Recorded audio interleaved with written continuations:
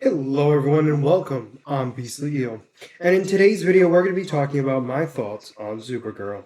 So this was very much what I kind of expected it to be, which was a more modern take on Woman of Tomorrow, the comic book series, where we see, now granted in the comics it was Ruthie's um, telling the story of Supergirl and how much of a hero she was and everything else. And in the end, Ruth kills Krim. At least that's what the comic is, right? And that Supergirl used this to kind of show Ruthie that, revenge is not the answer. However, in the movie, it's a little bit different. The story stays the same. Krim kills Ruthie's parents.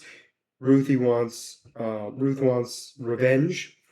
And the difference here is Supergirl is drunk at the bar, trying to stop them from attacking the girl. Then Ruthie sees how powerful Supergirl is and wants Supergirl to help her out. She basically tries to do whatever she can to get Supergirl to help her out, and obviously is not super successful. It's not until Krem is trying to get off of World, and while doing so, he steals Supergirl's ship. Supergirl tries to go after him. Well, actually, no. She tries to get him out of there, but Krypto actually tries to attack them. Krypto is shot with a poison dart, and that's the only reason why Supergirl goes after Krem. Because in this one, he is dying, and if she does not get the antidote, Krypto will die. So she goes, and the little girl follows her throughout space, and we see a bunch of different suns. Obviously, in the red sun, she's a normal human. However, when she's in the yellow sun, we see her superpowered. Obviously, the longer she's in the yellow sun, the better and more powerful she is. And we see her going toe to toe in a bunch of different areas with Krem and his team. At one point, they go to a planet. They're convinced to go to this planet that's dying, where they meet Lobo at a bar, shockingly. And Lobo is on the hunt for one of Krem's henchmen, basically trying to get his bounty. And apparently Krem and his men are big into human trafficking, like young girls to create wives. And Supergirl does not like that and begins to beat them up. Obviously, eventually Ruthie gets captured. Specifically, she gets captured. So she doesn't get captured on that planet. They go off world. They go to this one area where they feel that Krem is. And when they get there, there's two suns, one green, one yellow. And the green sun obviously knocks her out and nearly kills her. And that's when she decides to be Supergirl, dons on the suit, helps take them all down with, weirdly enough, Lobo's help.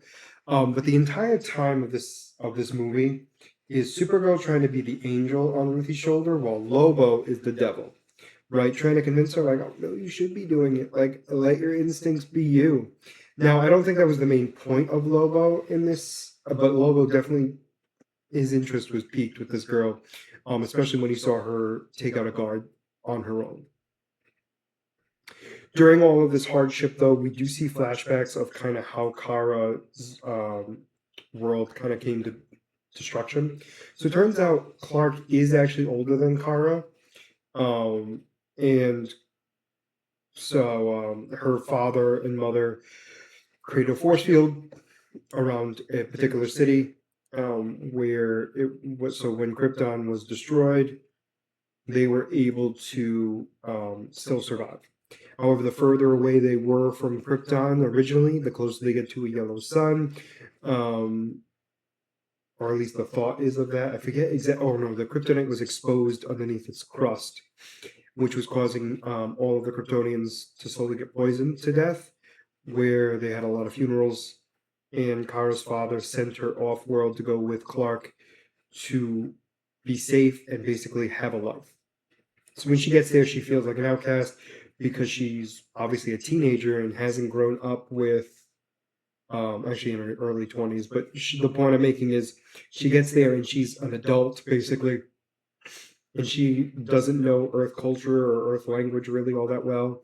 And she's kind of thrown into this new world, kind of stuck.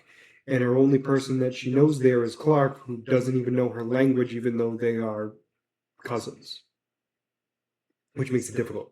Which is one of the reasons why she goes off world all the time, because she feels like an outcast, but also for the fact that she's still dealing with the grief of losing everything. So during this whole journey, she realizes that she needs to be the hero and can be the hero and be good. Saves Ruthie, doesn't allow Ruthie to kill Krem. However, Supergirl does kill Krem. And it ends with Ruthie going back to her homeworld, staying with her aunt, and potentially becoming a swordsmaker like her father was. We then see Supergirl go back to Earth to be with Clark and basically state that she's planning on staying on Earth because it's her home now and that she plans on staying there. Obviously, the antidote is received and Crypto is saved. That shouldn't be a shock to anybody. So we do know that Supergirl is going to be in Superman 2 Man of Tomorrow. So I'll be curious to see what happens in that and if there's any other instances of Supergirl and Superman in other projects before that movie comes out. We'll have to wait and see. But for now, let me know what you guys thought about this. So overall, I thought it was a great, I thought it was a good movie. It was an origin story. It was very well done. They did a great job of tweaking the comic to fit kind of what they were going for and to kind of show that Supergirl is broken, but she was feeling better. She was healing. And also being the moral compass was interesting as well, trying to get the girl not to murder. And Lobo's like, do it. Do it. Which I thought was very cool to see. And also liking to see where we might see Lobo again in the future. The rumor is he's going to be in the Starfire series, but obviously that's not going to be his forte, so we'll have to wait and see what happens there. But overall, like I said, I did enjoy it. I know there's a lot of hate for this movie. Let me know what you guys thought about this movie in the comments down below. Did you like it? Did you not? And why? And as always, if you like the content you see, please make sure to like and subscribe down below. Other than that, this is going to be Beastly Eel signing out. Have a wonderful night. Bye-bye.